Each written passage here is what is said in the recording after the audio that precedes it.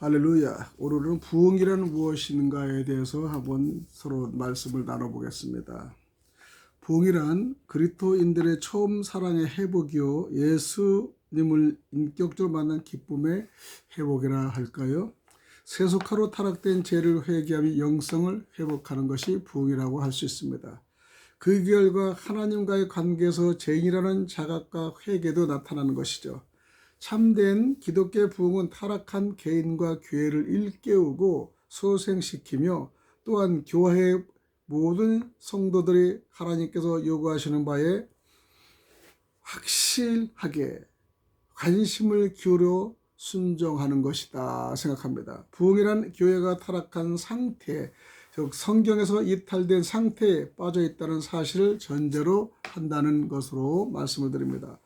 첫 번째, 부흥은 항상 그리스도인들의 자신들의 죄를 깨닫게 되는 것을 포함한다는 것입니다. 타락했는데도 하나님을 알고 있다고 주장하는 성도들은 자신들의 마음을 깊이 살피는 일이 없이는 그 상태에서 깨어날 수도 없고 또한 하나님을 섬기는 일로 나아갈 수도 없습니다. 죄의 원천은 반드시 없어야 한다는 것이죠. 참된 부흥해서 그리스도인들은 죄를 깨닫게 되는데 어느 때는 너무 큰 죄책에 사로잡힌 나머지 하나님의 용납을 받을 수 없을 것이라는 낭망에 빠지는 경우도 있습니다. 감정이 항상 그런 정도에 이르는 것은 아니겠지만 참된 부흥에는 죄에 대한 깊은 뉘우침이 있기 마련이죠. 이것이 참된 부흥이 아닐까요? 두 번째, 타락한 부흥은 타락한 그리스도인들의 회개하는 일인데요. 부흥이란 하나님께 대한 순종으로 새 출발하는 것 외에는 다른 무슨 새로운 것을 가리키는 것은 아닙니다. 새로이 믿게 된 죄인처럼 타락한 그리스도인들은 깊은 회개의 첫 발을 내디는데 마음문을 열고 하나님 앞에서 아주 겸손히 회개하며 죄를 다 버린다는 것이죠. 이것이 부흥의 길이라고 생각하는 겁니다. 저도 우리가 성경적 회개에 의해서 2박 3일을 갖고 왔지만은 상당히 좋은 결과, 그 다음에 깊은 회개 또 관심을 가졌고요. 성경적 회개도 있지만 성경적 회개라는 것이 상당히 유리할 것도 봤습니다. 강사들의 진행으로 보면서 많은 기쁨도 있었고요. 회개의 영도 있었음을 다시 한번 감사를 드린 겁니다. 부흥이란 세 번째는요, 그리스도인들의 믿음이 새롭게 되는 길이에요. 믿음이 새롭게 되는 길. 그들이 타락한 상태에 있는 동안에는 자신들의 죄인된 상태를 보지는 못합니다. 그들의 마음은 돌과 같이 굳어졌습니다. 성경의 진리들은 한결 꿈 같은 이야기로 들리고 보일 때가 있습니다. 그들은 성경 말씀들이 진리라는 것을 인정하지 못하고 그들이 믿음으로는 가장 중요한 영혼의 실제들도 보지 못한다는 것이죠. 그러나 일단 각성을 하면은 그들은 사람들의 영혼을 더 이상 희미하게 보지는 않습니다. 오히려 강력한 빛이 그들의 마음에 하나님의 사랑을 다시 점화시켜 현실을 밝혀보게 된다는 것입니다. 그들이 이제 모든 사람들을 하나님께로 인도하는데 온갖 노력을 기울이는 거예요. 그들은 자신들이 그토록 사랑하는 하나님을 다른 사람이 사랑하지 않는다는 사실에 대해서 안타까워합니다.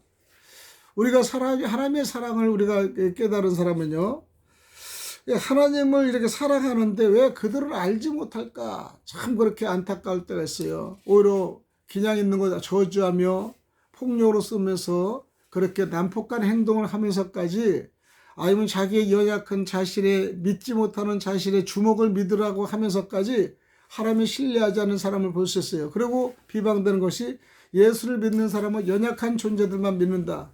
사실 예수 믿는서 연약한 게 아니라 예수를 믿는 사람은 참 강해요. 강성해요. 근데 이 세상에 있는 사람, 예수를 믿는 사람은 주먹을 믿지 연약하게 믿는다. 오히려 그들이 더 연약합니다. 세상에 넘어지고 그 다음에 두려움에 넘어지고요. 그 다음에 자기 자신을 이렇게 이겨내지 못하고 갈팡질팡하는 것을 많이 봅니다. 그러면서 그냥 자기가 마침 이긴 것 같이 강한 것 같이 술과 마약으로 그들을 의지하며 얼마나 연약합니까? 그러나 하나님을 믿는 사람은요 강합니다. 그리고 넘어지지 않습니다. 쓰러져도 7.8기입니다. 그렇기 때문에 또 어렵고 힘든 이것도 극복할 수 있습니다. 얼마나 강합니까? 강한 거는요, 예수를 믿는 사람 연약한 것이 아니라 예수를 믿는 그분들의 강한 강성을 가지고 있다는 사실에 여러분의 마음과 생각을 돌리셔야 됩니다. 그들은 이웃 사람들의 하나님께 마음을 들이도록 설득하기도 작정하죠. 이와 같이 그들은 다른 사람들을 새롭게 사랑하게 되는 겁니다.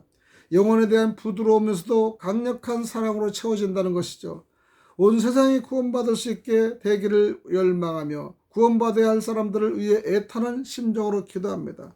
친구들 기도합니다. 친척들은 물론 원수들까지 걱정하며 기도하는 거예요. 그들은 죄인들에 대한 하나님의 마음을 드리라고 재촉하며 또한 믿음의 팔로 그들을 하나님께 인도하시는 겁니다. 복음을 전하는 것이죠. 하나님께서는 죄인들에게 자비를 베푸셔서 그들의 영혼을 끝없이 불타오르는 지옥불에서 구원하시기를 뜨거운 눈물로 여러분 기도합니다. 예수를 믿지 않는 사람들은 자기 일생 자기의 쾌락만 즐기지 남을 위해서 기도합니까? 잘 먹고 잘 살자 거기에 의지있죠. 그러나 예수를 믿는 그리스도인들은요, 그 천국 가는 곳에 가지 못함을 안타까며 함께 가기를 원해서 정말 싫어하는 말도 같이 가자, 교회 가자, 믿어라, 섬겨라 하면서 예수님을 존경하는 분들을 우리가 많이 보지 않습니까? 너무나 주변을 사랑하기 때문에 그럽니다. 이것이 부흥의 역사의 이 기로로 우리가 볼 수 있습니다. 네 번째는요, 부흥은 그리스도인들을 지배하는 세상의 제2의 세력을 깨트린다는 거 맞아요. 그들이 새로운 이상을 갖게 되면은 하늘나라를 미리 맛보며 하나님과의 연합을 바라보는 새로운 욕구를 갖게 되는 거예요. 이런 꿈이 있는 겁니다. 이런 비전이 있는 겁니다. 세상의 매력이 이제는 효력을 잃게 되며 하나님의 매력에 빠지고 죄와 권세는 우리가 정복하게 된다는 것이죠. 우리는 세상의 미련을 버릴 수 있어요. 세상의 욕심이 나갈 수 있습니다. 그리고 하나님의 세상을 우리가 정말로 다가가는 그 마음에 정말 기뻐하고요, 행복도 찾을 수 있고요, 우리가 또 누리는 복도 틀립니다. 또 다섯 번째, 교회들이 각성하고 개혁할 때 뉘우침, 회개, 개혁의 과정을 통해 죄인들의 구원이 뒤따르는 것이죠. 죄인들의 굳은 마음이 무너지고 변화됩니다. 극도로 방탕한 생활을 하던 사람들이 그리스도께로 돌아옵니다. 매춘부들이 돌아옵니다. 알코올 중독자들이 들어옵니다. 그 다음에 회의론자들이 각성하며 회개에 돌아옵니다. 사회에서 가장 강팍했던 사람들이 부드러워지고 거듭나며 거룩한 아름다움을 나타내게 된다는 것입니다. 우리는 그걸 너무나 많이 봐서 강팍하고 정말로 이 희망이 없는 사람들이 돌아오면 얼마나 부드럽고 얼마나 이웃을 사랑하는 사람, 그 다음에 예수를 사랑하는 사람 바뀝니다. 그리고 언제 그런 식으로 바뀝니다. 술을 먹는 알코올 중독자들이 이제는 술을 버리고요, 그 다음에 또 세상에서 노는 매춘부들, 물론 매춘부가 좋아서 하겠습니까? 물론 물질 때문에 하겠죠. 그런 사람이 새로운 각성을 돌아서 사발의 영까지 돌아오는 것을 우리가 볼 수 있어요. 영원히 목마르지 않는 이 성령의 물을 마시러 들어오는 겁니다. 웨일즈의 부흥운동을 보면요, 놀라운 부흥이 웨일즈 전역을 덮고 있었습니다. 나라 전체가 도시에서 지하의 탄광까지 성령의 뜨거운 물로 불타고 있었는데 1904년 이 거대한 영적 각성의 지도자는 머리카락은 탄진으로 뒤범벅이고 손톱 사이에는 새까만 때가 낀 웨일즈 출신의 한 젊은 광부였다는 겁니다. 그는 웅변가도 아니요 대학을 졸업한 지성인도 아니었습니다. 그가 알고 있는 유일한 책은 성경이었으며 그의 마음은 하나님과 그의 거룩한 말씀에 대한 정열로 불타고 있었습니다. 1901년부터 부흥을 달라고 기도하면서 에번 로버츠 청년은 복음 선포하기를 동경해 왔으며 그런 자신을 변하고 사용해 주시기를 하늘 아버지께 날마다 기도했습니다. 에번 로버츠가 25세가 되었을 때 셋방에서 큰 소리로 설교하고 기도를 한다고 집주인이 그를 내쫓았다는 것입니다. 지하 탄광 안에서 휴식 시간에 동료들이 담배를 피운든지 답답을 하면 지내는 동안 그는 조용히 앉아서 성경을 읽었고요. 1904년 어느 날 새벽에 에번 로버츠가 기도하고 있을 때 하나님께서는 웨일즈의 부흥을 보내실 것이며 10만 명의 불신자들이 그리스도께로 돌아올 것을 계시하여 주었다 합니다. 그런 후 성령님은 로버츠에게 앞으로 올 부흥은 푸넬리 초원에 불이 번지는 것처럼 영국에 퍼진 후 유럽, 아프리카, 아시아 전역에 퍼져나갈 것을 예고하고 보여줬다는 것입니다. 이 비전에 불타서 로버츠는 설교할 기회를 찾았지만 전혀 전혀 가망은 없었습니다. 근데 그는 그의 목사에게 설교를 시켜달라고 간청했으나 당황한 목사는 이처럼 너무 열광적인 탄광 노동자에게 이를 허락하지는 않았습니다. 여러 번 담임 목사에게도 간청했지만 목사는 할 수 없이 시간을 한번 허락해 준 겁니다. 좋아, 에반 로버츠, 다음 주 수요일 저녁 예배 후에는 설교를 할 수 있네. 만일 누군가가 들어서 듣는 교인이 있다면 말이야 라고 말했습니다. 다음 주 수요일을 기대했습니다. 수요일에 17명의 교인이 의아해하며 뒤에 남았습니다. 젊은 전도자는 담대하게 하나님께 들은 말씀을 선포합니다. 그의 메시지는 단순했습니다. 당신은 생각나는 모든 죄를 하나님께 고백해야 됩니다. 당신은 생각나는 죄를 모두 하나님께 고백해야 됩니다. 두 번째는 당신은 생활 속에서 좋지 않는 습관을 모두 제거해야 합니다. 당신은 생활 속에서 좋지 않은 습관을 제거하시기 바랍니다. 세 번째는 당신은 성령님의 인도하심에 즉각 순종하시기 바랍니다. 당신은 성령님의 이 인도하심에 즉각 순종하셔야 됩니다. 네 번째는 당신은 그리스도를 증거하기 위해서 대중에게 나가야 합니다. 당신은 그리스도를 전하기 위해서 대중에게 모든 사람에게 나가야 됩니다. 이 네 가지를 핵심적으로 그는 전달했습니다. 비록 에반 로버츠 설교는 미숙했지만 목사와 17명 교인들의 마음이 하나님을 만나기 위하여 불타기 시작했다는 것입니다. 다음날 밤에는 더욱 많은 사람들이 젊은 설교자의 마음을 듣기 위해서 모여들었으며 부흥의 불길은 순식간에 다른 교회로 퍼져나갔다는 것이죠. 그 30일 만에 3만 7천 명이 강단 앞에 나와서 그들의 죄를 회개하고 예수 그리스도를 그들의 구세주로 주님으로 영접했다는 것입니다. 그리고 5개월 만에 10만 명이 웨일즈 전역에 울면서 그리스도의 집인 교회로 모여들었고 결국 로버츠의 비전은 성취되었습니다.